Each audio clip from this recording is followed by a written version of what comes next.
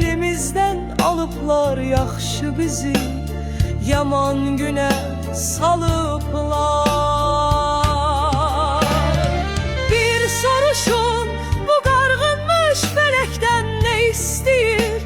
Bu qurduğu kələkdən deynə keçirt. Ulduzları ələkdən qoy tökülsün, bu yer üzü dağılsın, bu şeytanlıq yorğusu bir yığılsın.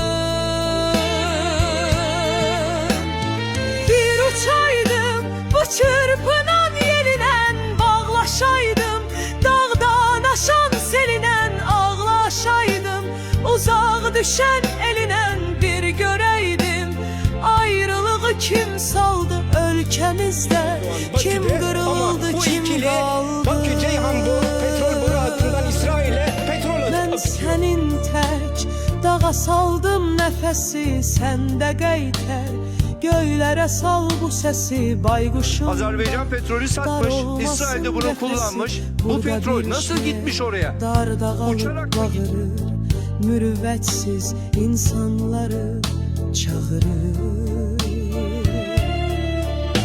Heydər baba, göylər bütün dumandır, günlərimiz bir-birindən yamandır, bir-birizdən ayrılmayın amandır.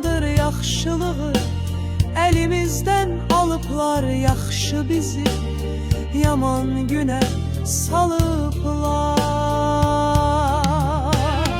Bir uçaydım bu çırpınan yelindən, bağlaşaydım dağdan aşan selindən, ağlaşaydım uzaq düşən elindən, bir görəydim ayrılığı kim saldı